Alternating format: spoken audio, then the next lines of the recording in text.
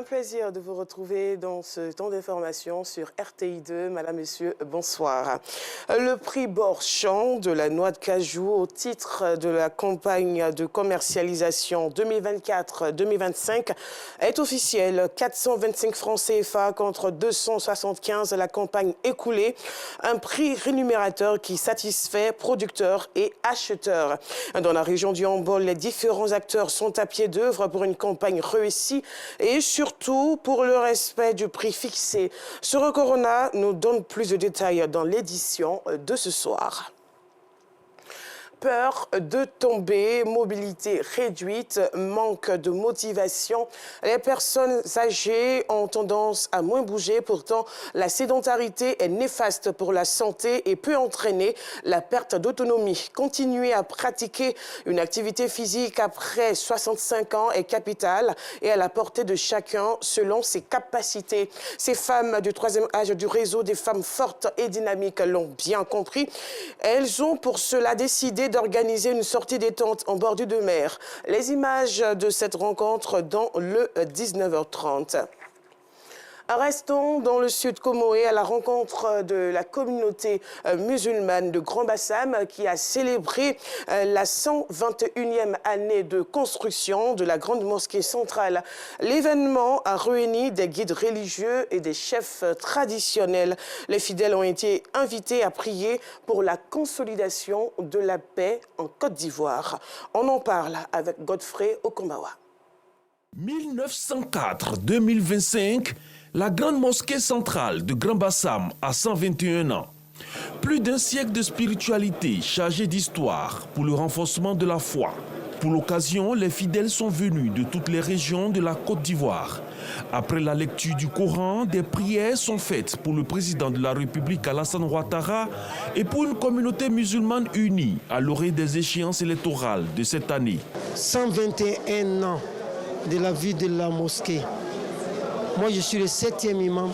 C'est qu'il y a 6 imams qui ont passé. Il était de mon devoir d'appeler les fidèles musulmans pour qu'on se souvienne de ces grands hommes-là. Et c'est ce que nous avons fait, tout en priant pour le beau pays qu'est la Côte d'Ivoire. Nous avons fait 12 fois le Coran entier. Quand la Côte d'Ivoire marche, nous marchons aussi. Quand il y a la paix, c'est pour tout le monde. Allons prier parce qu'il y a une paix. Entouré des cadres de la région du Sud Comoé et de l'ambassadeur de France en Côte d'Ivoire, Claude Saï, représentant Fidel Sarasoro, ministre directeur du cabinet du président de la République, a rendu un hommage aux imams qui ont dirigé cette mosquée avant d'inviter les fidèles à prier pour la consolidation de la paix et de la cohésion sociale. Ici, chrétiens, musulmans ont partagé ce moment, cette célébration, 121 ans. Pour la France, c'était important parce qu'il y a quand même une histoire très particulière entre non seulement la France et la Côte d'Ivoire, mais entre la France et Grand Bassam. Nous sommes à une période assez intéressante et sensible et que des imams élèvent la voix vers Dieu pour demander la paix, la stabilité, la cohésion sont autant de vertus qui ne peuvent qu'amener le ministre Sarasoro à s'associer à de telles initiatives.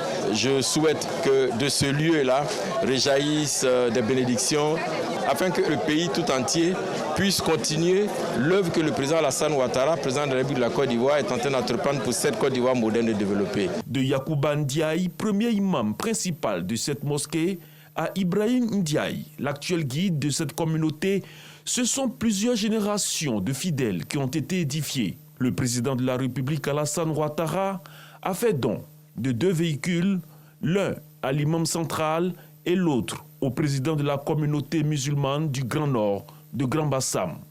À cela s'ajoute une contribution financière de 20 millions de francs CFA à cette communauté pour le rayonnement de l'islam, une religion de paix et d'amour.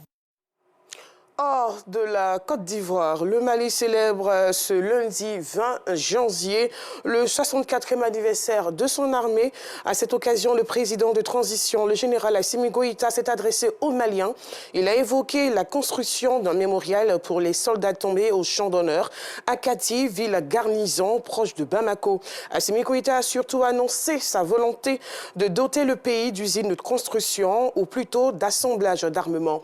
Il s'agit à ce le stade d'un projet dont le président malien de transition n'a dévoilé que quelques détails.